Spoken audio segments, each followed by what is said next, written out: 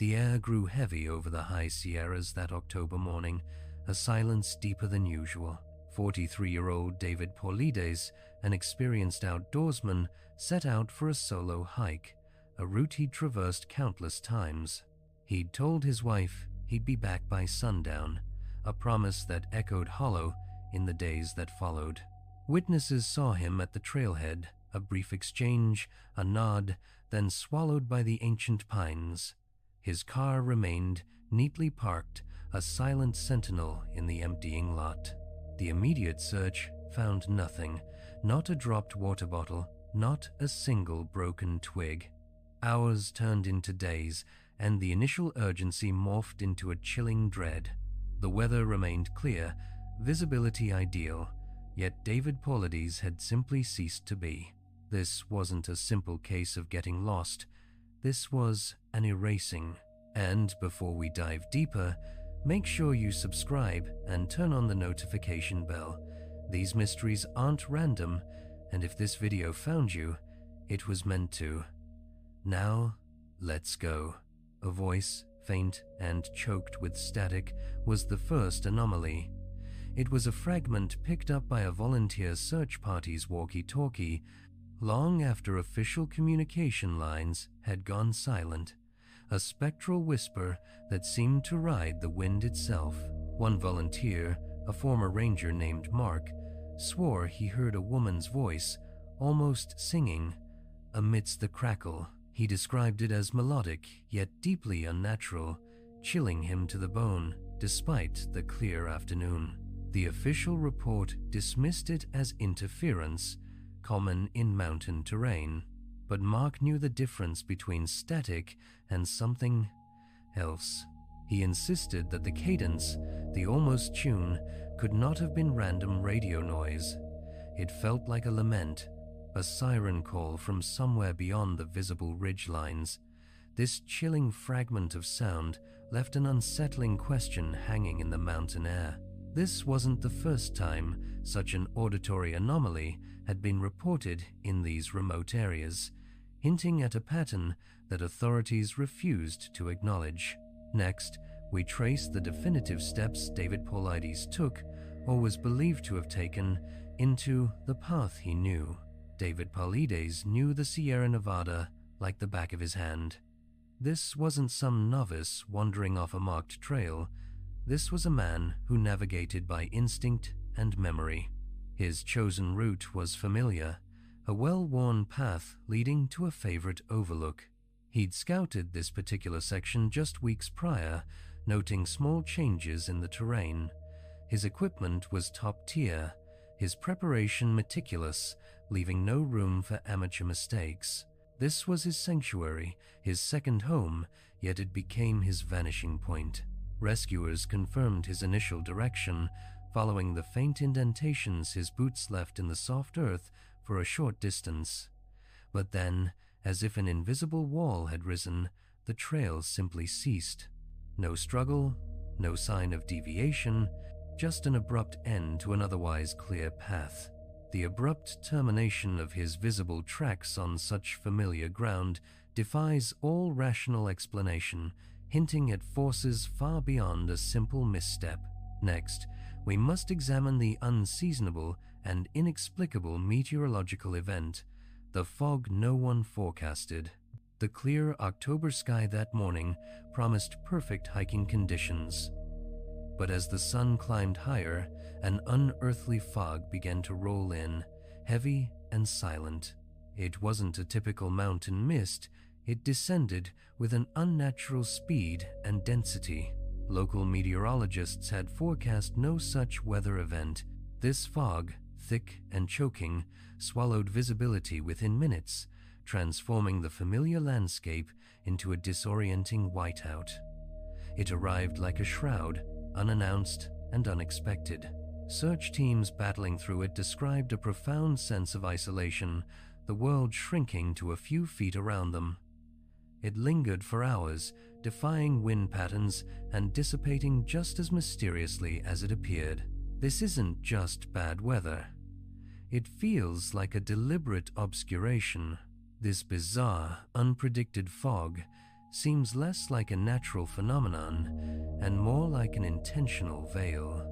Next, we delve into the ground that leaves no trace, where all evidence of Polides' passage simply vanished. The search grid stretched for miles, meticulously combed by hundreds of trained professionals. Even in thick fog, a person leaves a trace, a broken branch, a scuff mark, an imprint in damp soil. But for David Polides, there was nothing. Dogs, trained to follow human scent, often became disoriented, circling aimlessly before losing the trail completely. It was as if the ground itself had absorbed him, leaving no memory of his presence. The forest floor, typically rich with undergrowth, offered no clues. This wasn't a case of subtle evasion or careful covering of tracks. It was an absence so absolute it felt engineered, defying the very laws of disturbance. The wilderness itself seemed to conspire in his disappearance, holding its secrets tight. The impossible lack of physical evidence points to something beyond human understanding, forcing us to consider external, disruptive forces. Next, we return to the disquieting auditory phenomenon, interference and the singing.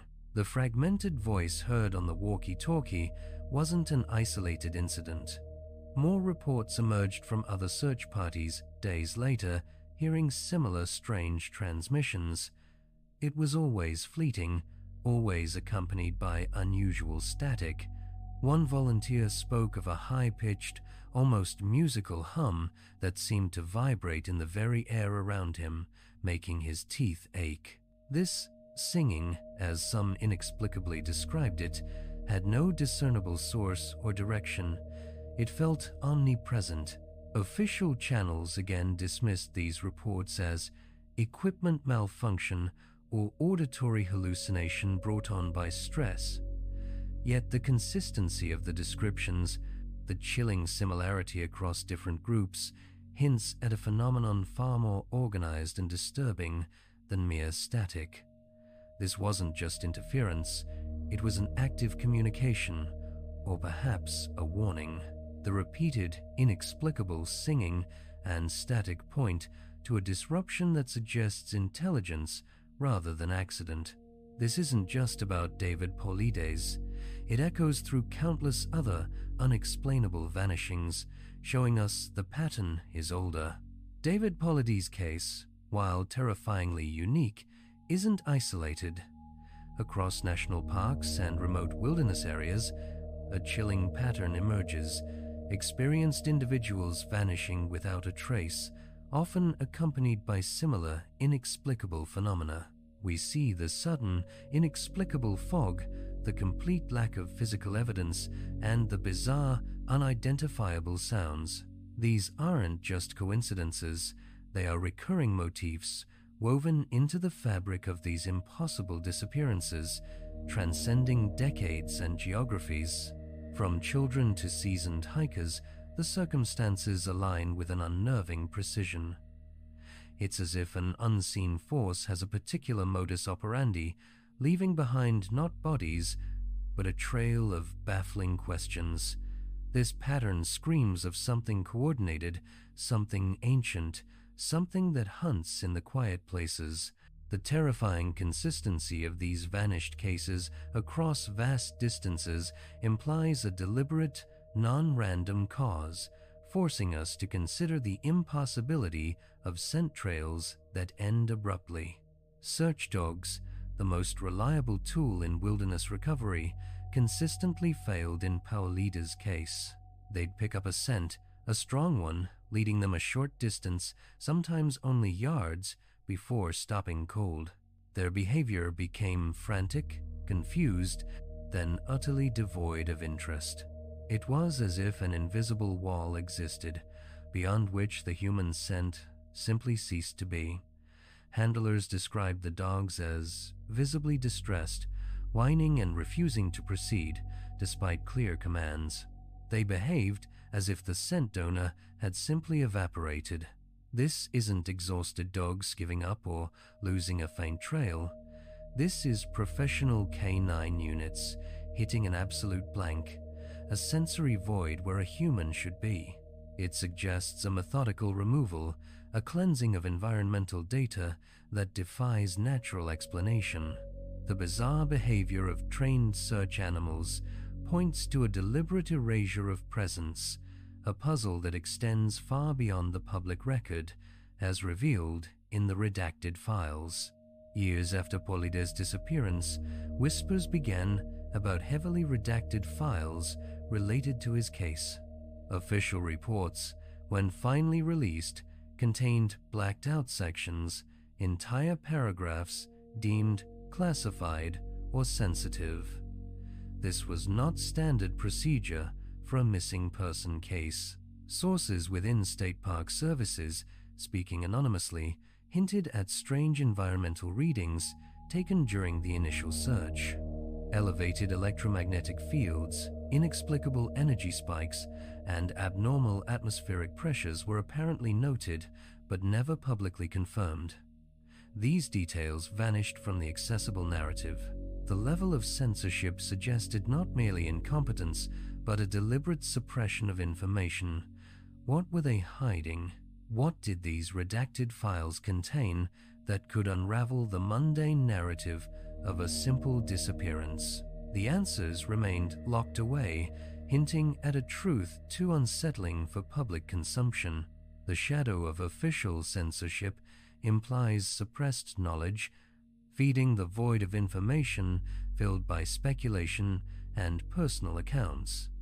This carefully constructed silence leads us directly to official silence and memory holes. Despite the highly unusual nature of David Paulide's disappearance, official communication remained minimal and swiftly tapered off. Press conferences were sparse, updates vague, and inquiries met with polite but firm stonewalling. The narrative was quickly controlled. Local communities, however, remembered. They spoke of other cases, hushed warnings passed down through generations about certain areas of the wilderness.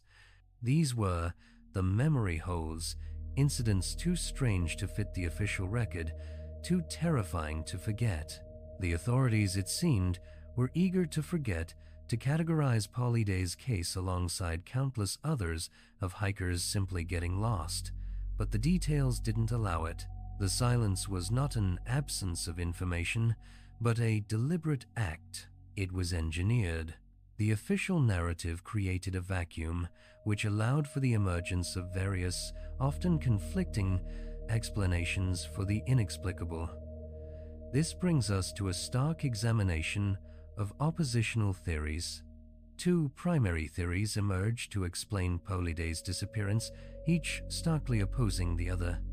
The official stance defaulted to exposure or misadventure, a simple, tragic accident, despite the lack of evidence. It was the easiest explanation. However, a more unsettling theory gained traction among the local populace and independent researchers. This theory posited an intelligent, non-human agency, something that could manipulate weather, erase tracks, and induce profound sensory confusion. It spoke of patterns too complex for rogue criminals or natural occurrences. These two narratives stood in direct opposition, one clinging to the rational, the other acknowledging the deeply irrational. The sheer lack of physical evidence pushed many away from the conventional explanation, demanding a broader perspective. The sheer impossibility of the official story begged for an alternative. The clash between conventional and unconventional explanations highlights the recurring strangeness embedded within these cases, often punctuated by recurring symbols in irregular cases. Across multiple unexplained disappearances, an unsettling pattern of symbolic elements emerges.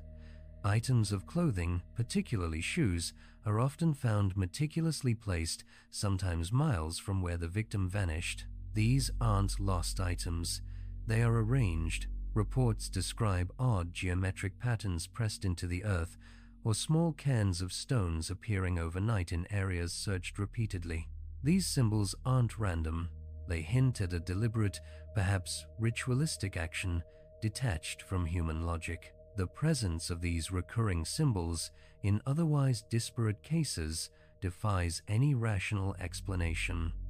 They serve as silent, chilling signatures appearing in conjunction with the vanishing acts. These are not merely anomalies, they are deliberate markers left by something unseen. The consistent appearance of these enigmatic symbols forces us to look beyond the mundane and confront the truly inexplicable, inviting us to contemplate the realm beyond the rational. When all conventional explanations fail, when the evidence vanishes, when the weather defies forecast, and when trained search animals become confused, the mind reaches for something else. We are forced to consider what lies beyond the rational. This is where the whispers begin, of interdimensional portals, of cloaked figures in the woods, of energies that ripple the fabric of reality itself. These aren't campfire stories fueled by fear.